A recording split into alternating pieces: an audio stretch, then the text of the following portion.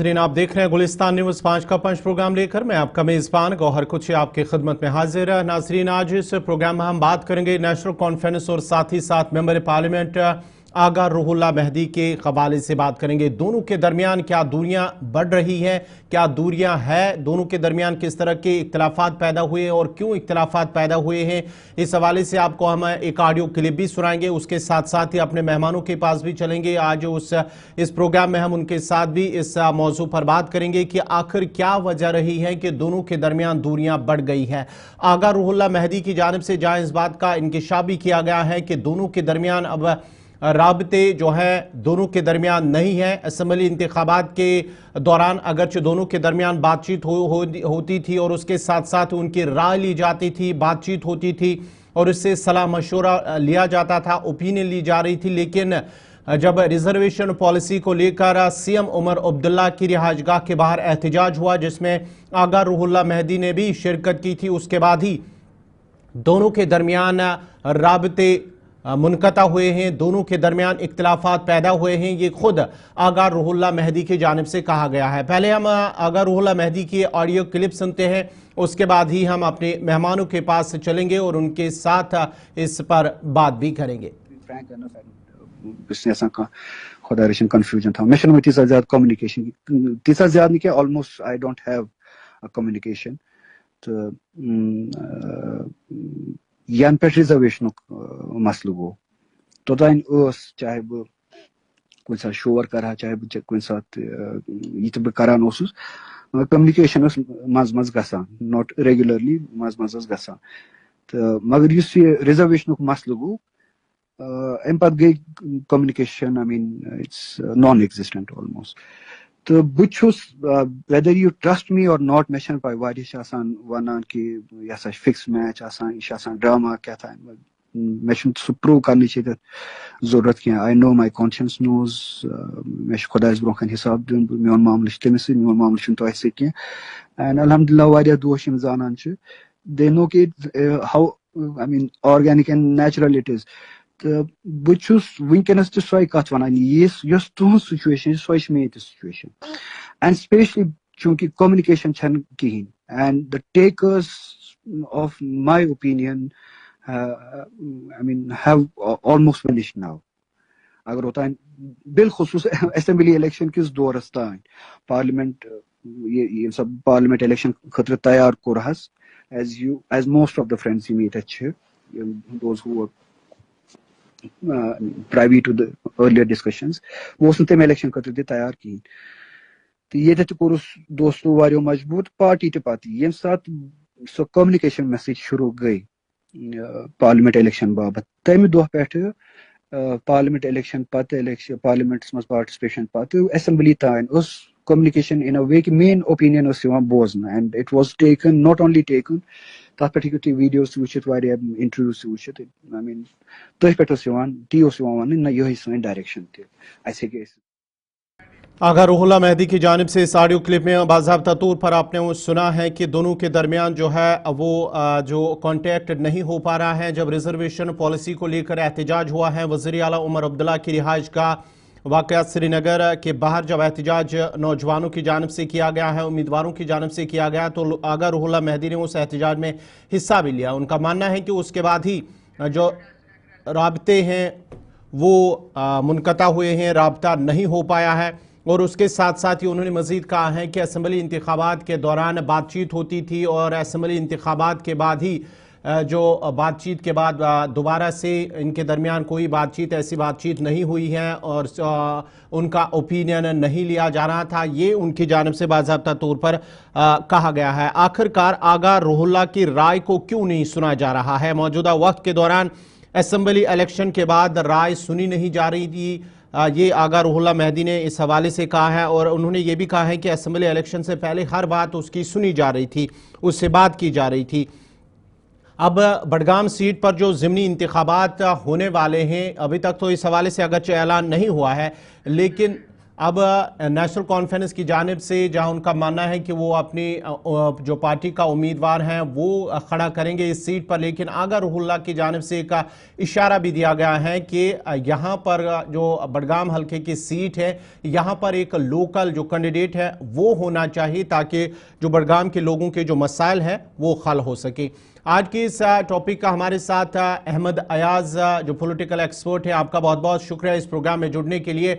अयाज साहब, आपसे जानना चाहेंगे, साफ दिख रहा है खुद आगा रुहुल्लाह मेहदी की जानिब से भी इस हवाले एतराफ़ भी किया गया है कि नेशनल कॉन्फ्रेंस और आगा रुहुल्लाह के दरमियान जो दूरियां हैं वो बढ़ गई हैं। आखिर इसकी क्या वजूहात हैं?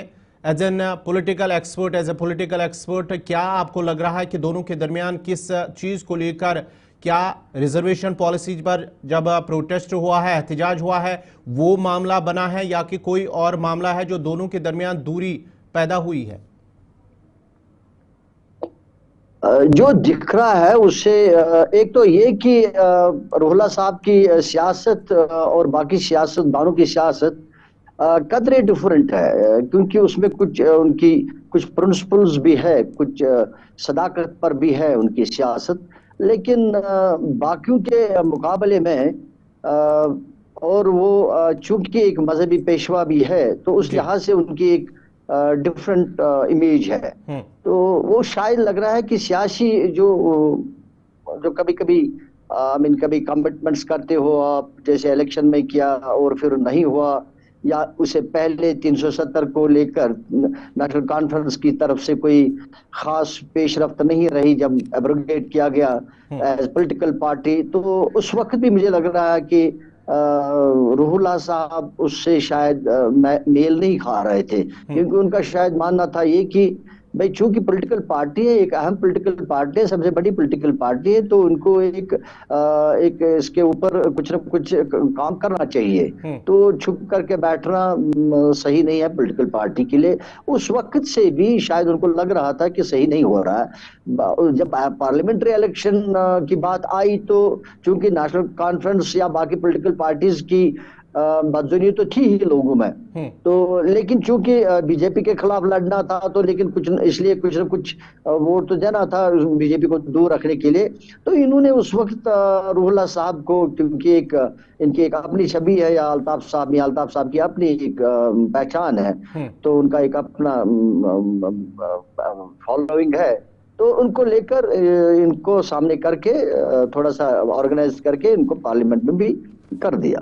तो उसके बाद जब असेंबली इलेक्शन हो गए तो उन्होंने खास तो रुहुल्लाह साहब का काफी मदद ले लिया। तो रुहुल्लाह साहब ने उस वक्त भी कहा, क्योंकि जैसे मैंने कहा कि उनकी सियासत थोड़ी सच्चाई पर भी मुबनी है, उन्होंने क्लियर किया हमारे जो मामलात है सियासी, इसको स्टेट जम्मू कश्मीर को लेकर, इन खुसूसी इख्तियारात को लेकर, तो हम इसमें दस्तबरदार नहीं हो सकते हैं, हमें कुछ इसके ऊपर करना पड़ेगा, और अगर इसमें नेशनल कॉन्फ्रेंस ने कहीं भी कोताही दिखाई तो मैं उस वक्त नेशनल कॉन्फ्रेंस के खिलाफ खड़ा हो जाऊंगा। तो रिजर्वेशन पॉलिसी के साथ वो शुरू, रिजर्वेशन पॉलिसी के साथ उन्होंने प्रोटेस्ट करा चीफ मिनिस्टर के सामने, तो वो एक दिखा कि वो किस डायरेक्शन में जा रहे थे। तो अब चूंकि नेशनल कॉन्फ्रेंस के जो लीडर्स है उनका एक सियासत चलाने का एक और दूसरा तरीका है कि भाई अगर उनका अभी तक कोई जो मैनिफेस्टो में कोई बात थ्रू भी नहीं हो रही है, लेकिन फिर भी वो कंप्रोमाइजिंग नेचर में काम करना चाहते हैं। जैसे बिल पर हुआ कि भाई इसको ये कहकर नहीं डिस्कशन होने दिया कि भाई ये सब जुडिस है, तो जब सब जुडिस नहीं था, और मकसद यही था कि वो कन्फ्रंट नहीं करना चाहते थे बीजेपी लेड सरकार को। तो लेकिन रुहुल्लाह साहब का स्टैंड क्लियर था उसके बारे में। तो ये दो स्टैंड्स डिफरेंट है, तो जो कि दो स्टैंड्स डिफरेंट है, वो नेशनल कॉन्फ्रेंस शायद इस चीज को एक्सेप्ट नहीं करेगा जो स्टैंड रुहुल्लाह साहब ने ले लिया। अभी तक तो ये बातें थे, लेकिन जब अभी रुहुल्लाह साहब ने अभी प्रेस कॉन्फ्रेंस करी तो ये बातें साफ साफ आ गई। दो बातें बिल्कुल साफ आई, ये एक कि उसने क्लियर कर दिया कि अपना जो उसका की जो केस है उसके ऊपर क्लियरिटी दे दी, लेकिन वही ये भी मानना है कि 20 साल पुराना केस जो उसके अपनी जो प्रॉपर्टी है उनकी पुरखों की प्रॉपर्टी है उसको लेकर एक मसला आ गया सामने, उस पर उन्होंने डिटेल दे दिया। जबकि बीजेपी ने पहले से ही कहा कि सियासत में, नेशनल कॉन्फ्रेंस में जो सियासी लीडर हैं उन्होंने करप्शन किया है, जम्मू कश्मीर कोई कार्रवाई हुई नहीं। लेकिन रूहुल्लाह साहब को 20 साल का वो केस निकाल के उसके खिलाफ कार्रवाई हुई। तो दिख रहा है, एक फर्क दिख रही है। और दूसरा, जो उन्होंने ये कहकर कहा, चूंकि नासिर असलम वानी साहब एक करीबी माने जाते हैं उमर अब्दुल्ला साहब के, उनको कैंडिडेचर की बात करी कि बाई इलेक्शन में बडगाम से उसको लड़वाएंगे, तो उसका जवाब कल परसों जो दे दिया रूहुल्लाह साहब ने कि भाई नहीं, लोकल कैंडिडेट ही हम यहाँ लोग चाहते हैं, तो जिसके उसके सपोर्ट में उन्होंने बात करी। तो ये क्लियर इंडिकेशन है कि दूरियां बढ़ गई है और दो के दरमियान शायद राबता पूरी तरह नहीं है, ऐसा दिख रहा है। ठीक है, ऐसा मैं दोबारा आपके पास आऊंगा। अब जरा यहाँ पर रुकते एक छोटे से तिजारती वक्फे के लिए, वक्फे के फौरन बाद हाजिर होंगे तो बात करेंगे नेशनल कॉन्फ्रेंस है प्रोग्राम 5 के पंच में। नाजरीन, हम बात कर रहे हैं मेंबर पार्लियामेंट आगा रूहुल्लाह मेहदी और नेशनल कॉन्फ्रेंस के दरमियान जो इख्तिलाफात हैं, वो रवाबित जो नहीं हो पा रहे हैं, उस हवाले से हम बात कर रहे हैं, जो खुद ही मेंबर पार्लियामेंट आगा रूहुल्लाह की जानिब से कहा गया है। हमारे साथ जो सियासी माहिर हैं अयाज अहमद। अयाज साहब, आपसे मज़ीद जानने की कोशिश करूँगा। अब बडगाम के अंदर जो है ज़िमनी इंतखाबात बाय इलेक्शन होने वाले, अभी तक अगरचे ऐलान नहीं हुआ लेकिन बहुत जल्द वो होंगे, मुतवक्का है कि बहुत जल्द होंगे। ऐसे में जहाँ पर खुद आगा रूहुल्लाह की जानिब से कहा गया है कि एक लोकल कैंडिडेट ही होना चाहिए, दूसरी तरफ से नेशनल कॉन्फ्रेंस का मानना है कि नासिर असलम वानी, नासिर सोगामी वो बतौर कैंडिडेट वहाँ पर इलेक्शन में हिस्सा लेंगे। तो ऐसे में आगा रूहुल्लाह मेहदी का इसमें कितना बड़ा इंपॉर्टेंट जो रोल हो सकता है?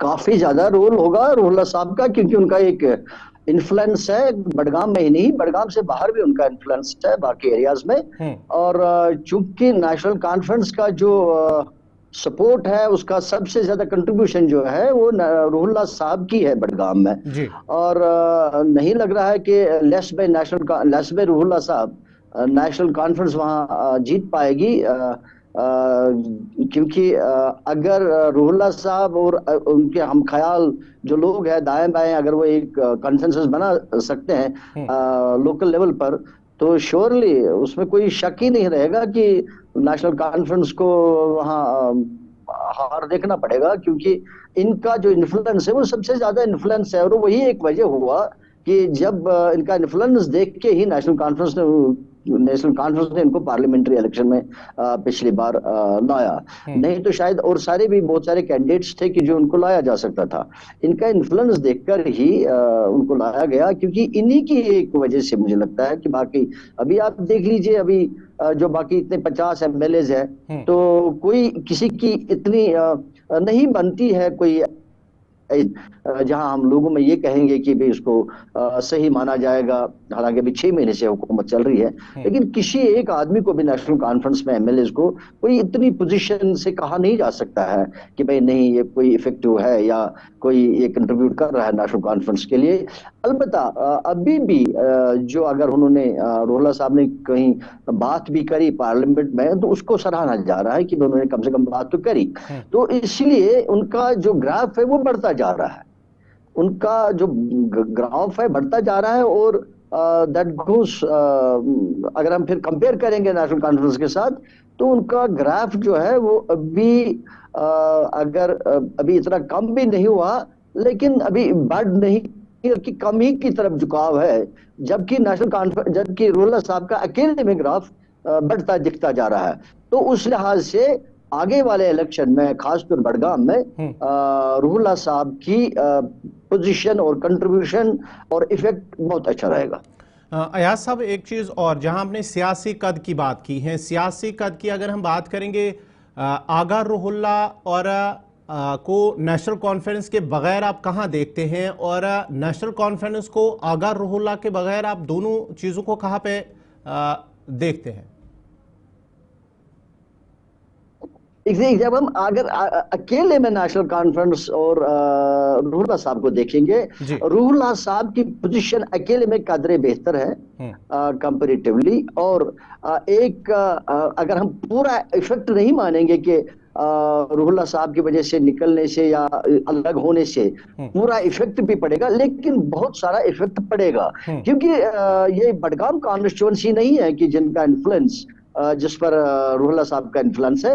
रूहुल्लाह साहब को उन्होंने बहुत सारे जगहों में कैंपेन के लिए असेंबली इलेक्शन में ले लिया, बहुत सारे जगहों में, चाहे वो डल एरिया हो, चाहे वो पट्टन एरिया हो। आई मीन उसका इन्फ्लुएंस जो है, उनका इन्फ्लुएंस जो है वो बडगाम से भी बाहर है जी। उनका असर पड़ेगा, उसका इफेक्ट पड़ेगा नेशनल कॉन्फ्रेंस के ऊपर। लेकिन रूहुल्लाह साहब को नेशनल कॉन्फ्रेंस कोई असर पड़ने वाला नहीं है, क्योंकि आज के डेट में भी रूहुल्लाह साहब की जो पोजीशन है वो मुस्तकिम दिख रही है बनिस्बत नेशनल कॉन्फ्रेंस के किसी लीडर के मुकाबले में। हर एक अगर हम कंपेयर करेंगे, कोई भी इंडिविजुअल लेवल पर भी कोई कंपेयर करेंगे, शायद उनका कद बहुत ज्यादा दिख रहा है बनिस्बत कोई और नेशनल कॉन्फ्रेंस का लीडर। तो इसलिए माना जाता है ये कि रूहुल्लाह साहब की अपनी जो पोजीशन है वो मुस्तकिम है, वो पोजीशन है, प्रॉपर पोजीशन है, और उसका कोई इफेक्ट नहीं पड़ेगा नेशनल कॉन्फ्रेंस से निकलने से। अलबत्ता नेशनल कॉन्फ्रेंस को जरूर उसके निकलने से असर पड़ेगा। अब जरा बात हम अगर ज़िमनी इंतखाबात के बडगाम की करेंगे, बाय इलेक्शन की बात करेंगे, तो आने वाले वक्त में जो एक आपने कहा है या माहिरीन भी मानते हैं कि नौजवानों के लिए एक आवाज़ बन चुका है आगा रूहुल्लाह मेहदी, ऐसे में जो वोटर हैं, जो पहली बार या वोट डालने वाले होंगे या जितने भी नौजवान होंगे, उनके लिए, यूथ के लिए ये कितना बड़ा जो वोटर फैक्टर होगा वो बन सकता है? बिल्कुल नेशनल इसका रूहुल्लाह साहब का एक, जैसे मैंने बता दिया कि उन्होंने एक पोजीशन बनाई है। देखिए, यहाँ लोगों के साथ खड़ा होना सबसे बड़ी बात है। बिल्कुल। एक लीडर के लिए लोगों के साथ खड़ा होना जरूरी है, और उन्होंने प्रैक्टिकली दिखाया कि जब रिजर्वेशन की बात आई तो वो सड़क पर आ गए, अपने चीफ मिनिस्टर के खिलाफ आए। इन्हें हालांकि उनका कभी ये मतलब नहीं था कि वो पार्टी के खिलाफ है, that possibly was not the idea, लेकिन उनका ये कमिटमेंट था लोगों के साथ कि भाई मैं आपके साथ में हूँ, रिजर्वेशन हो या स्पेशल स्टेटस की बात हो या बाकी जो मैनिफेस्टो की बात हमने इलेक्शन में करी है। तो चूंकि उन्होंने एक कमिटमेंट करी थी लोगों के साथ, तो वो इम्पोर्टेंस वही होता है कि अगर आप कमिटमेंट करते हो बहस लीडर, बहस एक एमएलए और मिनिस्टर और एमपी व्हाटएवर, अगर आप कमिटमेंट करते हो तो उस पर उतरना सबसे बड़ी बात है। और अगर आप उतर भी नहीं सकते हो, मान लीजिए फिर लोगों में खड़ा रहना बहुत बड़ी बात है। तो उस पर अभी तक वो पार्लियामेंट में भी दिख रहे हैं, और उन्होंने ग्राउंड पर भी वो दिखाया जब उन्होंने चीफ मिनिस्टर के सामने पूरा रिजर्वेशन पर पूरे जवानों को, नौजवानों को इकट्ठा करके वो उनके सामने खड़े हुए, तो उससे उनकी एक पोजीशन डिफरेंट बन गई। तो वो मुझे लगता है कि नजरें सबसे ज्यादा अभी अगर देखेंगे तो पॉलिटिकली रूहुल्लाह साहब पर नजरें हैं। अब उनकी अपनी क्या दिक्कतें होंगी, क्योंकि वो ऐसा भी ओपन लीडर नहीं है कि वो कैप्चर करना चाहेगा या उसके वो ऐसे लालच है या ख्वाहिशात है, ऐसा दिख नहीं रहा है। He perhaps try to be very limited, अपने हदूद में ही रहना चाहता है शायद वो। तो नहीं तो मुझे लगता है कि अभी जो पोजीशन है वो उसकी बहुत बेहतर है बनिस्बत और कोई नेशनल कॉन्फ्रेंस में कोई लीडर, बहुत अच्छी पोजीशन है। इसलिए कल को आने वाले इलेक्शन में जो भी बाई इलेक्शन बडगाम में होंगे तो उनका तो असर रहेगा ही रहेगा जी। और लगता है कि असर ही नहीं बल्कि बहुत ज्यादा, सबसे ज्यादा असर रूहुल्लाह साहब का दिख रहा है कि वो रहेगा इलेक्शन के ऊपर बाकियों के निस्बत। नेशनल कॉन्फ्रेंस की तो बात ही नहीं, बाकी जो भी है, चाहे वहाँ पीडीपी के भी लोग होंगे, वो जो लोकल होंगे वो भी शायद इसी सेक्शन से, इसी तबके से ताल्लुक रखते होंगे पीडीपी के या बाकी और भी। तो लगता है फिर भी इनका कद सही, इनका रोल सही रहेगा, इनका इफेक्ट सही रहेगा। अलबत्ता अगर उनकी कोई कंसेंसस बन गई तब तो नेशनल कॉन्फ्रेंस अगर अकेले में लड़ेगा, उनका हार ऑलमोस्ट पक्की है वहां पे।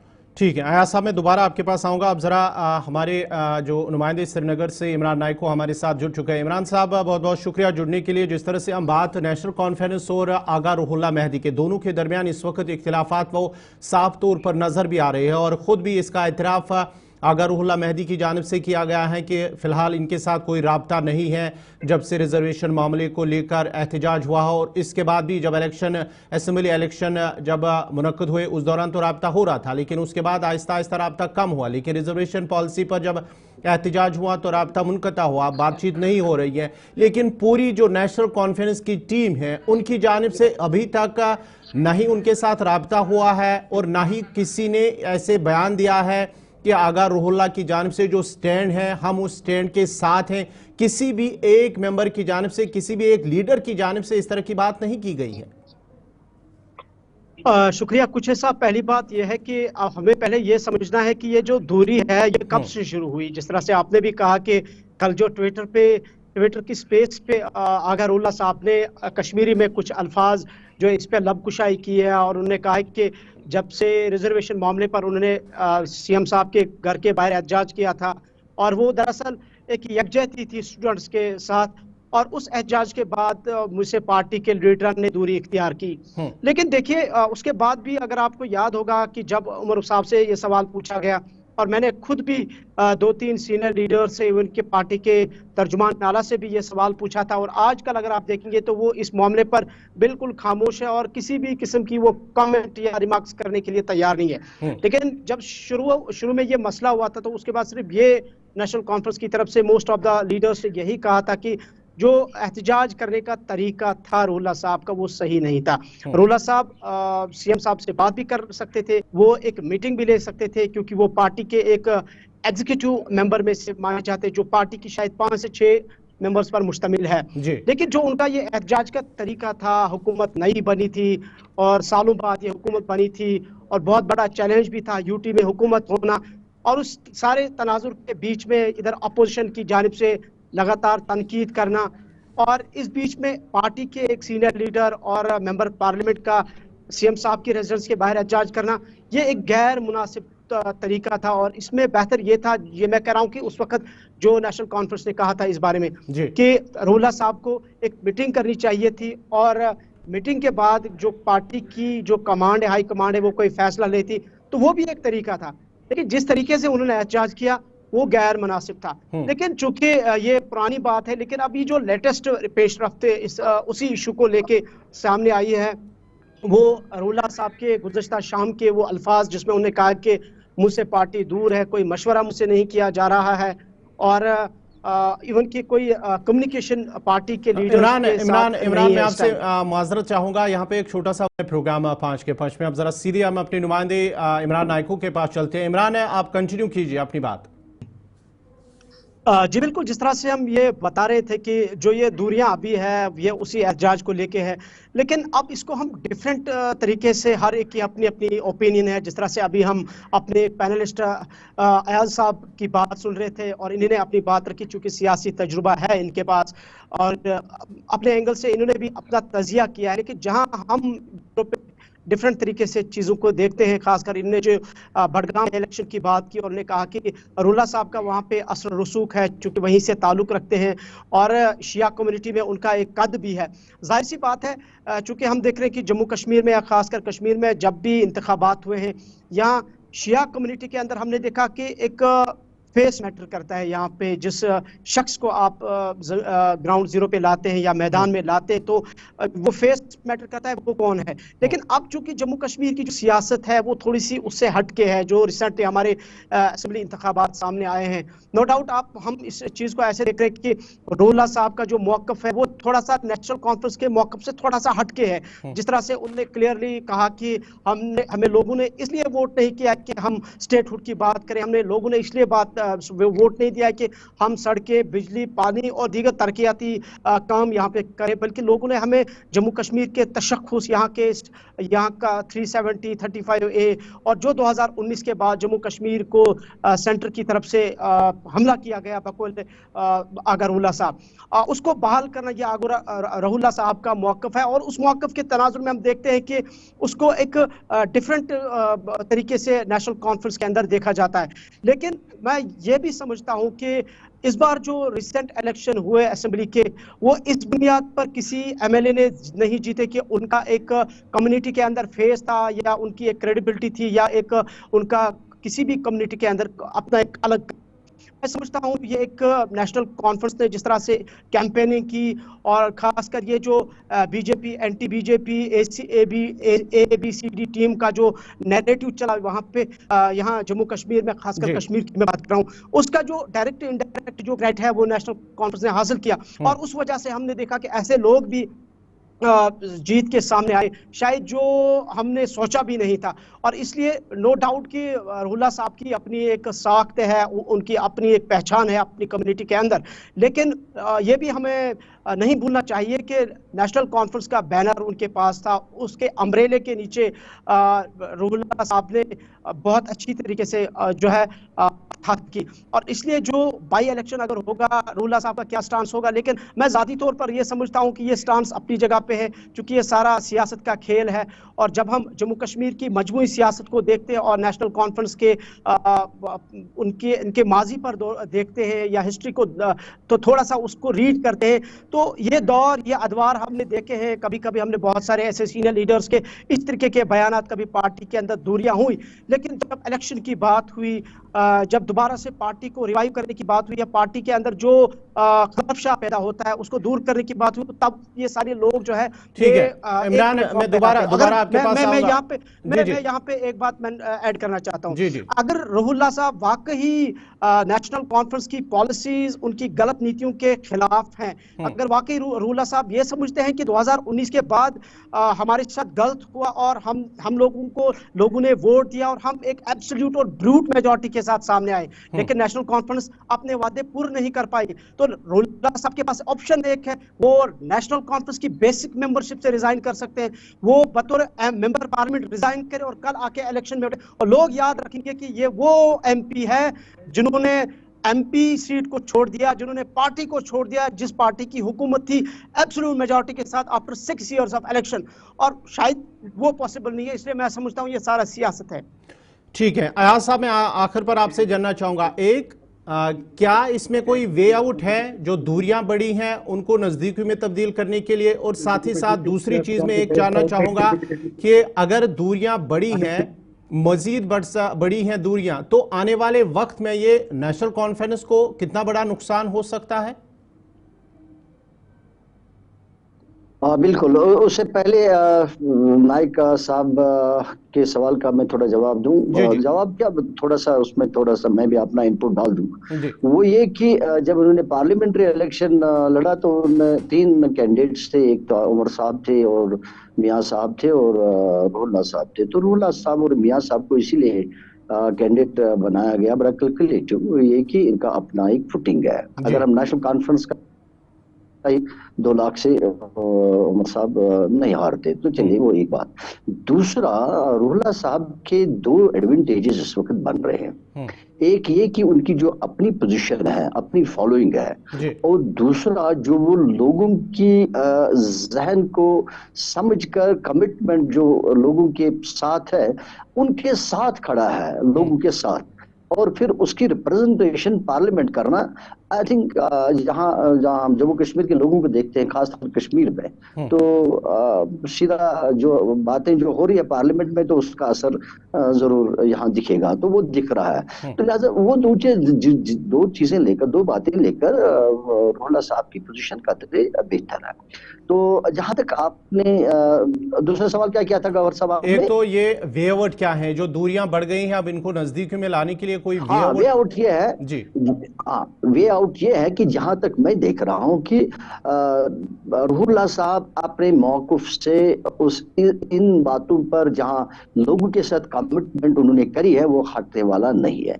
एडजस्टमेंट हो सकते हैं, कम ज्यादा हो सकता है, लेकिन हटेगा नहीं, पीछे नहीं हटेगा। और यहाँ हम देख रहे हैं कि जब हम नेशनल कॉन्फ्रेंस की पोजीशन देख रहे हैं तो इमीडिएटली कोई ऐसी अलादीन का चिराग भी नहीं दिख रहा है कि कल को स्टेटहुड रेस्टोर हो जाएगी, पावर्स गवर्नमेंट के पास आ जाएंगे तो वो सारा कुछ कर देंगे, ऐसा भी इमीडिएटली दिख नहीं रहा।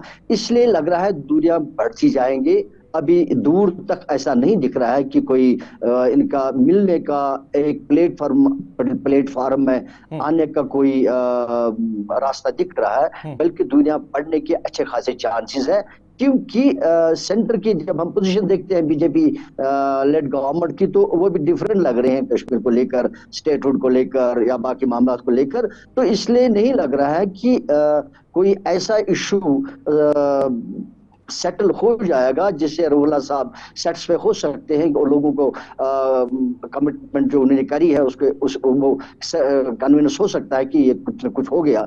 ऐसा दिख नहीं रहा, लिहाजा वो अपना लोगों में रहेगा, वो इसको तरजीह नहीं करेगा कि मेरी पोजीशन पार्लियामेंट मेंबर की है। मुझे नहीं लगता कि वो इस चीज को तरजीह करेगा, वो लोगों में रहना तरजीह करेगा और यहाँ से नेशनल कॉन्फ्रेंस गवर्नमेंट में रहने को तरजीह देगा, चाहे क्या भी हो। तो इसलिए दूरियां बढ़ेंगी तो सामने एक दूसरे के सामने शायद एक प्लेटफॉर्म में आने का इमीडिएटली कोई रास्ता नजर नहीं आ रहा है। अब इमरान आपसे आखिर पर मैं एक मुख्तसर सा जवाब जानना चाहूंगा, क्या ABCD पार्टियां जो है क्या वो भी चाहती हैं कि दोनों के दरमियान दूरियां बनी रहे, या कि वो चाहते हैं कि नजदीकियां बढ़े? गौर साहब जी, आपसे जानना चाहूंगा, क्या ABCD पार्टियां जो है जम्मू कश्मीर या जम्मू कश्मीर के बाहर, क्या वो चाहती हैं कि दूरियां बनी रहे, बढ़ती रहे? देखिए, जाहिर सी बात है, चूंकि यहाँ जो मैंने पहले ही आगाज में कहा कि जब पार्लियामेंट के इंतखाबात हुए, उसके बाद असेंबली के इंतखाबात हुए, ABCD का ये नैरेटिव यहाँ पे चला और जिसका मैंने आपको कहा कि उसका डायरेक्टली इनडायरेक्टली कहीं ना कहीं नेशनल कॉन्फ्रेंस को फायदा हुआ।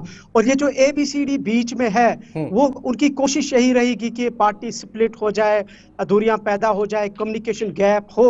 और जिस तरह से अयाज साहब ने भी बड़ी अच्छी तरह से इसकी वजाहत भी की, तो मैं भी समझता हूं। लेकिन जिस तरह से अयाज साहब ने एक बात की और मैं भी उस बात के उसकी तायीद करता हूं कि नेशनल कॉन्फ्रेंस ये रुहुल्लाह चले जाएं तो कोई फर्क नहीं पड़ता, हुकूमत ना चली जाए उसका उन्हें बहुत ज्यादा जो है दुख होगा और वो वैसा वो होने नहीं देंगे।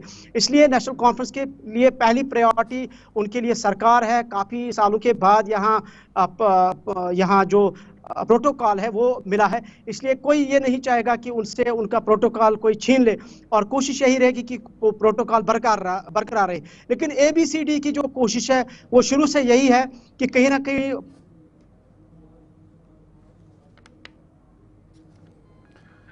बहुत बहुत शुक्रिया आप दोनों का। अयाज साहब आपका भी बहुत बहुत शुक्रिया और इमरान नाइक को आपका भी बहुत बहुत शुक्रिया इस प्रोग्राम में हमारे साथ जुड़ने के लिए। नाज़रीन, हमने बात की है जो मेंबर पार्लियामेंट आगा रुहुल्लाह मेहदी और नेशनल कॉन्फ्रेंस के दरमियान जो इख्तिलाफात हैं, दूरियां हैं, वो मजीद बढ़ रही है। खुद इसका एतराफ़ जो है मेंबर पार्लियामेंट आगा रुहुल्लाह मेहदी की जानिब से किया गया है। अब दूसरी जमातें जो हैं ABCD जमातें, वो भी चाहती हैं कि इनकी दूरियां बढ़ी रहे, इनकी नज़दीकियां ना बने। और इसके साथ साथ ही जो सियासी माहिरीन हैं उनका मानना है कि आने वाले इंतखाबात जो ज़िमनी इंतखाबात बडगाम सीट पर होने वाले हैं, इस पर भी काफ़ी असरअंदाज होगा। अब देखना होगा कि क्या जो आगा रुहुल्लाह मेहदी उनकी जानिब से जब ये भी कहा गया, जब उनसे सवाल किया गया इन इंतखाबात इस सीट के हवाले से, तो उन्होंने कहा कि बडगाम के लोग चाहते हैं कि यहाँ का मकामी जो कैंडिडेट है वो इन इंतखाबात में हिस्सा ले, लेकिन नेशनल कॉन्फ्रेंस चाहती हैं कि नासिर सुगामी इस ज़िमनी इंतखाबात में वो एज ए पार्टी का कैंडिडेट बना रहे। तो फिलहाल नाजरीन, प्रोग्राम 5 के पक्ष में मेरे साथ इतना ही। आप गुलिस्तान न्यूज़ देखते रहिए। गुलिस्तान न्यूज़ पर खबरों, तज्ज़ियों और तबसरों का सिलसिला जारी रहेगा। मुझे दीजिए इजाज़त। अल्लाह हाफ़िज़।